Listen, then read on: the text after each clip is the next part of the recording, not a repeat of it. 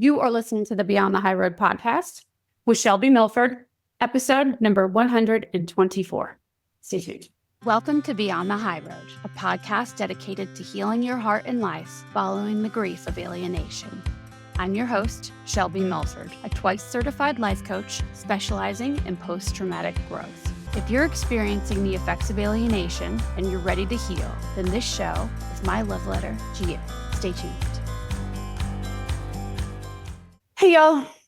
So I've just tried to record this episode 3 times in a row to no avail. The first time my mic was not on and I recorded the whole episode.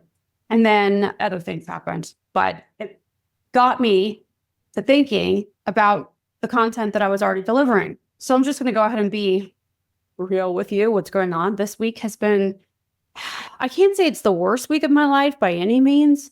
There's just been a lot going on for me, health-wise, recently. And by recently, I mean for the last 8 years. But like this week, it's all sort of coming to a head. And so I'm tired. I mean, probably a little bit emotionally tired and mentally, and also my body physically tired too.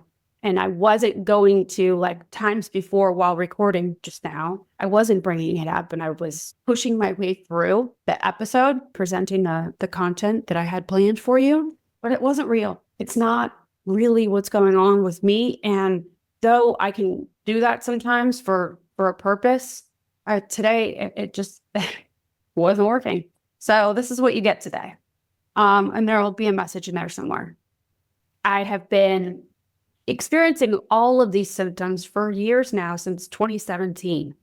I put it all together last weekend, wrote it all the symptoms down and looked at when I first started. I can remember anyway, when I first started noticing the symptoms, and was pretty surprised by what was right in front of me. See, I tell you, the power of writing stuff down, it does amazing things for you, the things that you have been ignoring. And I'm talking about now with mental health. See, leave it to me to bring everything back to a good thought download, you know?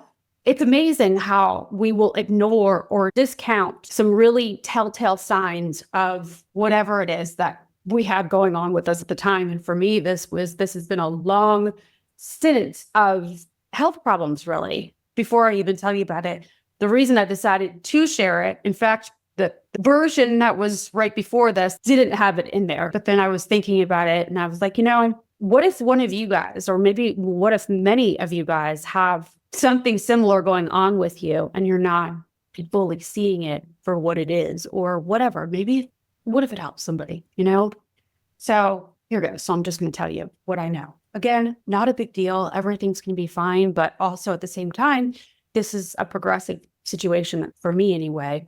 And the earlier it's caught, then the better, because then I can do something about it, right? There's answers. So as you guys know, most recently, you might know anyway, I've had this all day, all night pain in my hip, groin, just screaming, aching pain 24/7, wakes me up when I'm sleeping.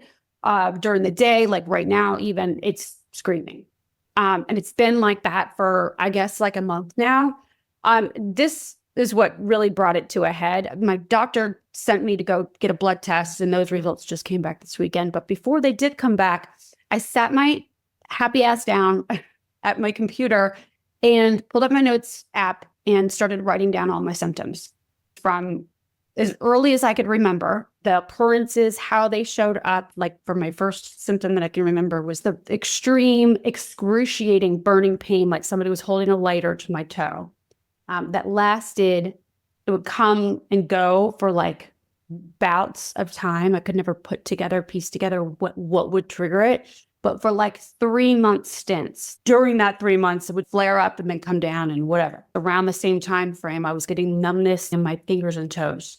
I dismissed it because after going test after test, and eventually the oncologist, even to all the doctors, the neurologist, looking at, is there nerve damage? Because the numbness and tingling that I had in my hands and in my feet and my arms later, then my symptoms would change again. And so that's why I never thought anything was related.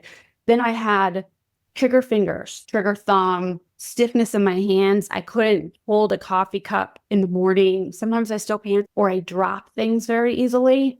And I didn't know. I thought maybe it's because I cracked my knuckles when I was a kid. I still do. I just wasn't, I didn't know. But I know it's not always. It's not every day, all the time, unless something's going on, and then it is. Anyway, so I had the hand pain. I've had surgeries on that. I was diagnosed with bilateral carpal tunnel by that neurologist. She did all the tests, the little shock test or whatever. I've had ankle issues. That's been going on for like the past 3 years.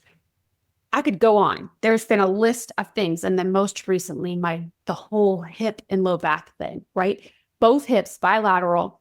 It has just been a 24/7 nagging, aching pain. And then that, I think, is what caused the back pinch nerve or whatever. But because nothing seemed to be consistent, like none of the symptoms, except for the tingling and numbness, nothing ever really seemed to stay consistent. So I just thought that they were all unrelated.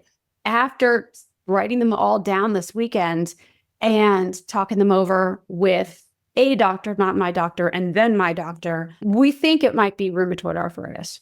So that's like an autoimmune thing. It's not just like regular arthritis. And also, there's other things that have happened that all point to this. And not that I'm happy about this diagnosis. In fact, it's really suck. I've been still processing it. I'm waiting for some other tests to come back, and I've got to do it anymore, whatever, to get the results back. But I am glad if it is that, I am glad that we're catching it now, because it's a progressive situation, And so the longer that I'm not treated or not diagnosed, the longer that I go on without that, the worse it would get without my knowledge. So there's that, I'm happy if it is that I'm aware of it now. And also, it's kind of a relief to have an explanation for all of these unexplainable symptoms that I've been having, and the exhaustion, extreme fatigue, unexplainable fatigue. A lot of things fit in together. It's not just the RA, if that happens to be the theme, and there's also other factors that come into play. But anyway, not necessarily the point for y'all today. I'm emotionally, mentally, physically drained, if I'm being honest with you guys about it. It's just been, I don't know. I like I said, I'm still processing. I'm just been, I don't know what I'm making that mean for me, like this whole situation mean for me in the long run. I know what statistics say about it, and that it shortens your lifespan and stuff. And so that sucks.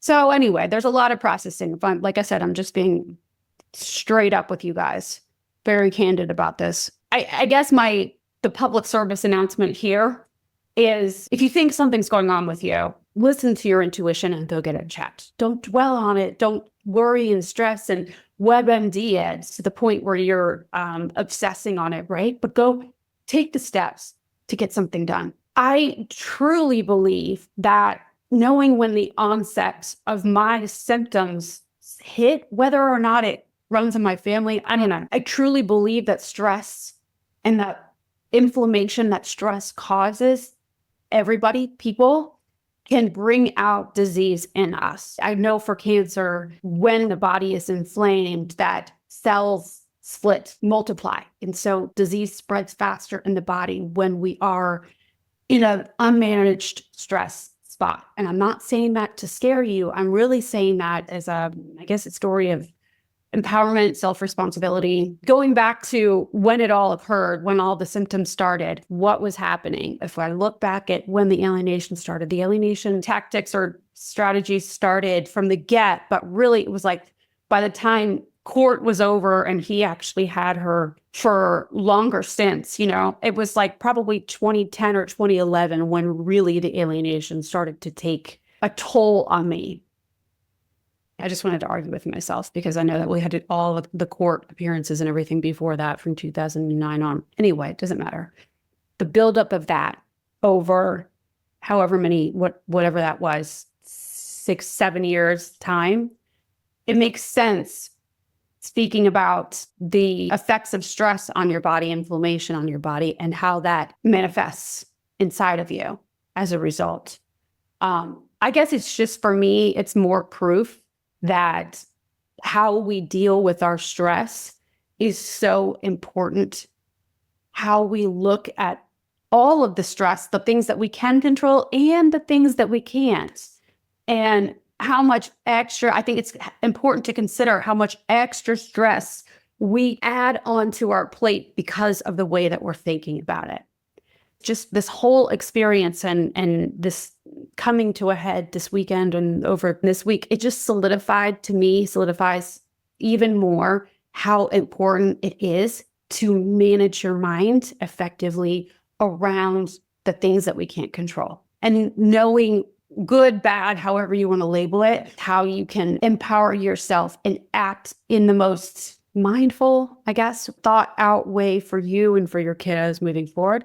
It's so important because shit happens. And for me, back in the day when these symptoms started, I didn't know what was going on. And before the symptoms even began, before it started to show up in my body, I had no clue how to handle my 2-year-old coming home from dad's house with her fingernails painted black and strange perfume all over her in her hair. I had no idea how to handle her coming home with her bangs cut when she never had her bangs cut.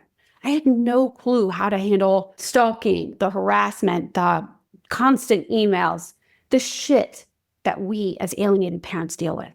I mean, it is not easy stuff, not stuff that we're taught, how to deal with, not in an effective, helpful way, anyway. At least I wasn't.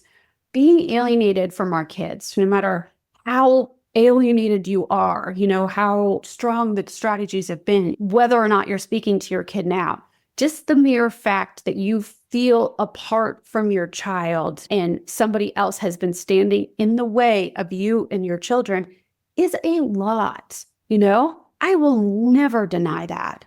It is so much. It is not normal, if you will. It's not what we expected of our lives. When I thought about becoming a mom, this was never in the cards. And I know that I probably speak for every single one of you out there when I say this. The stress is off the fucking charts for us. And that is why it is so, so important that you learn how to every day, all the time, while you're sleeping, while you're awake, while you're driving, while you're working, while you're sitting, while you're cleaning, while you're whistling, I don't give a shit. Manage your mind effectively. It is so important because, if I could pick just a few of the things that alienation causes, one of them, of course, is isolation from our kids, isolation from the community. This is one that we all suffer from, huge, whether it's just in our minds or actually physically too. When you're managing your mind properly, I could be alone, and I'm sure you've heard me say this before if you've listened to any of the episodes. I could be alone for months on end, and today not feel lonely, right? Because of what I'm thinking, how I'm thinking about my being alone, like my physical status, if you will. I know that I belong, where before that was not the case at all. I felt like I was out on an island. Another one of the things that we all suffer from is the feeling of rejection, feeling betrayed or devalued, what have you, right? When you're managing your mind correctly, you know that nobody can actually devalue you. It's their thoughts that are saying that. So then when I don't feel devalued, like I know that I am full of value and fully worthy, then I don't experience the stress of their actions to devalue or their whatever it is that they're doing. Does that make sense? So if you're thinking this is a stressful situation, this is a bad stressful situation, then that is going to affect you internally, the way that your brain takes it in and how then your body responds to it, whether your nervous system goes into stress response or not. That's what causes all the bad effects, the quote unquote bad effects, the health problems. The adverse effects come from the way that we take in the things that are happening to us. Like me, this rheumatoid arthritis, this autoimmune disease that came up. I am convinced that knowing when all the symptoms started showing up, that it came from the stress and the way that I was not able to deal with it. And so thank God that I just so happened to get on this path of learning how to manage my mind when I did back in the day. So I started this 2019, I guess. And no, the effects didn't come right away, and I didn't become great at managing my mind immediately and learning how to think about things in a way that helped me. Over time, it sure as hell did. Here I am today, and the things that would have stressed me before, I can see them as working for me, as opportunities to grow from. Before, I had none of those tools. Learning and knowing what's mine to stress about, if you will, or what's the extra suffering that my brain put on top of it. There was a huge, if I was to guess right now, I would say 80%, even in the height of alienation, 80% of the stress I was under back then, 80 is kind of a high number, let's say 70, was due to the way that I was receiving the alienation. You know what I'm saying? Which is through no fault of my own, right? I just wasn't given the tools, neither were most of us anyway, who knows how to prepare for something like that. But the thoughts that I would choose to think at the time, I don't know, I wasn't consciously, created like 100% more stress in my life. Do you hear what I'm saying? Like I wasn't able to find my power because I was thinking in a very disempowered way. And so that, I believe, created, before I started this work, created a lot of undue stress inside of me, on top of the stress that I couldn't control, the situations that I couldn't control. So I'm so thankful that, and it just so happened to be that I came to doing this work on learning how to manage my mind, like thought work, and learning how to intentionally feel and do in my life so that I wasn't a victim to my life anymore as a result of alienation. The fact that I did it, started that when I did, I think is such a huge, huge benefit for me, like my saving grace. So managing your mind is everything. As I always, I preach at you guys, but I really, truly believe it, especially after getting this diagnosis this week for me. I just urge you, just please be kind to yourself and offer yourself grace and understanding, and also learn to empower yourself in all the choices you make every day. Thanks so much for listening today. If you like what you're hearing and you'd like to hear more, please make sure to click subscribe wherever you're listening or watching. Also, for bite-sized clips and tips, be sure to find me on TikTok or Instagram. See you next week.